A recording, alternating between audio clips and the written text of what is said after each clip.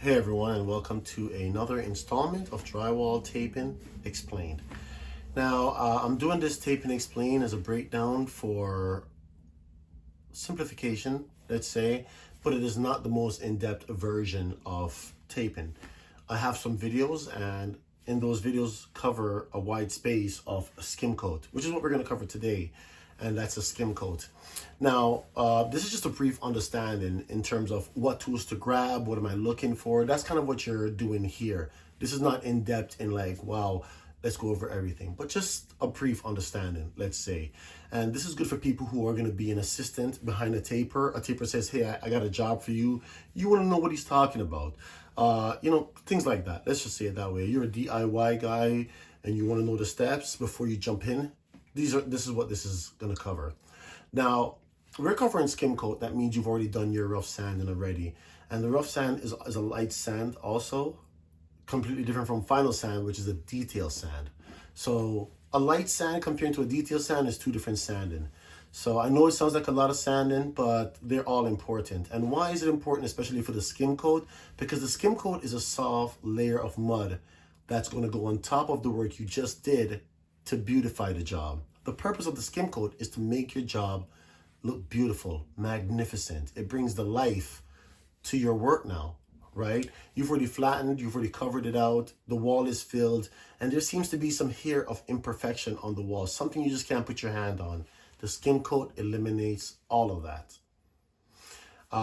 Which was the objective is to completely cover the surface or the area that you're on. So if you're doing nail heads, you want to completely cover it now. If you're doing butt joints, you want to completely cover the butt joints. You're going entirely over whatever area you're working in a nice soft layer. That's what you're doing with the skim coat.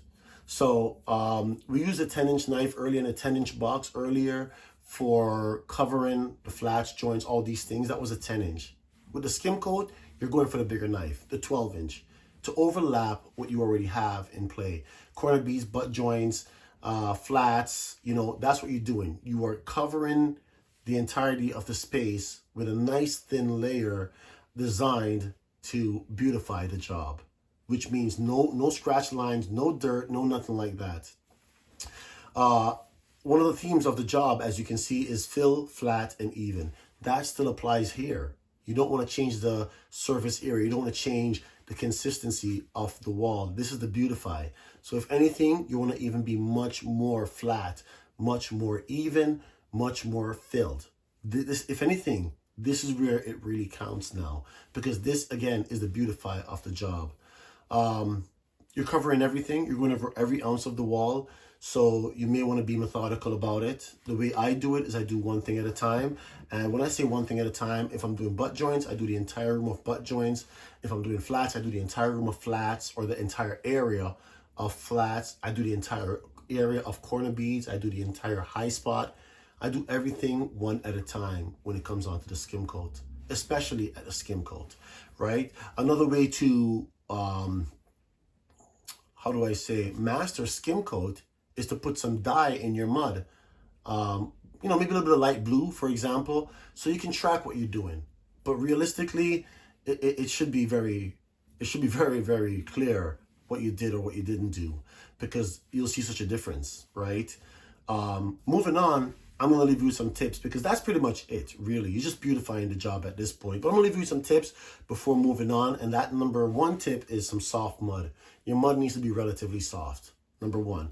Number two, it needs to be relatively clean. And when I say relatively clean, it's very important to understand that you don't want to have your main source of mud open all the time. And the reason why is because it's in a thinner state now, it tends to dry a whole lot easier, which leaves you with a lot of pebbles and stuff in your mud. So keeping your mud cover will keep your mud consistent. It won't start drying up on you. You won't have any debris and stuff like that. And on top of that, if something ever falls into your mud, like dirt or something gets bumped into it, now your whole batch is dirty. So keep your mud cover. The last tip of advice I'm going to leave with you guys is work with a light. Carry a light with you. Focus it on the wall you're working on. Work with a light. And it's important to work with a light now because, again, this is the final stage of the job. You don't want to miss anything, right? So work with a light if possible. get an extension cord that's long enough, carry it around. Something that I normally use or I really like is the headlights. But, you know, the headlights only cover so much surface. You want something big and broad, almost like the sun hitting the wall, because the sun will come in and the sun will hit the wall. So just make the sacrifice and carry a light. Now, I have more videos on these. I'm going to link my playlist to this video, and I'm going to link a few more videos at the end to go more in depth with Skim Coat. But if there's any comments or if there's any question, please leave them in the comment box. Make any comments. I'm really interested to hear your side of the story. Like, share, and comment if possible. This is on YouTube. And thank you for watching. I do appreciate your time.